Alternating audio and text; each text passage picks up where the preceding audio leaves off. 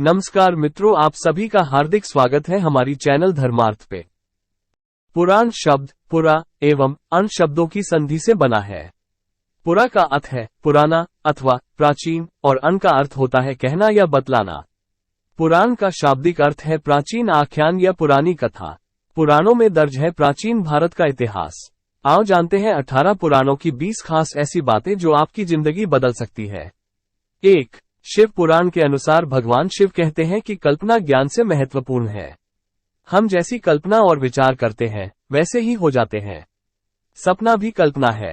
शिव ने इस आधार पर ध्यान की 112 विधियों का विकास किया। अतः अच्छी कल्पना करें। 2. जीवितम च धन दारा पुत्राः क्षेत्र गृहाणि च याति येषा धर्माकृते त भुवि मानवा। स्कंद पुराण अर्थात मनुष्य जीवन में धन, स्त्री, पुत्र, घर, धर्म के काम और खेत, ये 5 चीजें जिस मनुष्य के पास होती हैं, उसी मनुष्य का जीवन इस धरती पर सफल माना जाता है। 3. गरुड़ पुराण हमें सत्कर्मों के लिए प्रेरित करता है। सत्कर्म और सुमति से ही मृत्यु के बाद सद्गति और मुक्ति मिलती है। मनुष्य के लिए सबसे बड़ा धर्म है सत्य बोलना या सत्य का साथ देना, और सबसे बड़ा अधर्म है असत्य बोलना या असत्य का साथ देना। कहते भी हैं कि राम नाम सत्य है, सत्य बोलो गत्य है। 4. संसार में प्रत्येक मनुष्य को किसी न किसी वस्तु, व्यक्ति या परिस्थिति से आसक्ति या मोह हो सकती है। यह आसक्ति या लगाव ही हमारे दुख और असफलता का कारण होता है। निर्मोही रहकर निष्काम कर्म करने से आनंद और सफलता की प्राप्ति होती है। 84 लाख योनियों से गुजरने के बाद यह मानव शरीर मिला है, इसे व्यर्थ के कार्य और विचारों में ना गवाएं। 5. यदा देवेषु वेदेषु गोषु विप्रेषु साधुषु धर्मो मयि च विद्वेष स वा आशु विनश्चित भागवत महापुराण। अर्थात जो व्यक्ति देवता, वेद, गौ, ब्राह्मण, साधु और धर्म के कामों के बारे में बुरा सोचता है, उसका जल्दी ही नाश हो जाता है। यहाँ स्पष्ट करना जरूरी है कि ब्राह्मण उसे कहते हैं जो कि वैदिक नियमों का पालन करते हुए ब्रह्म ही सत्य है ऐसा मानता और जानता हो। जन्म से कोई ब्राह्मण नहीं होता है।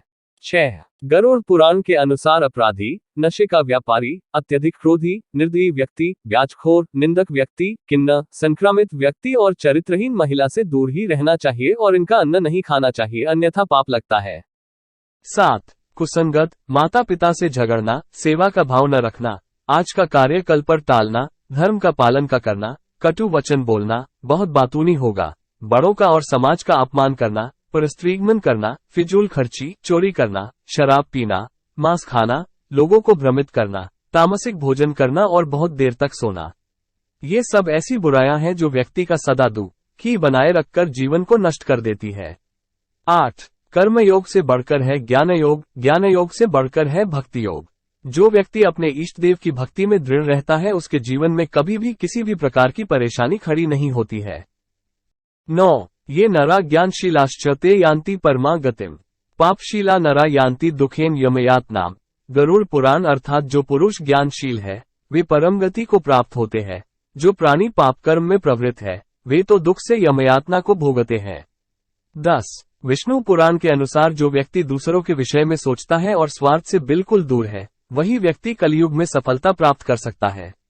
11. विष्णु पुराण में कुछ खाद्य पदार्थों को अत्यधिक शुभ और पवित्र माना गया है, जिसे बेचना अत्यधिक अशुभ माना गया है।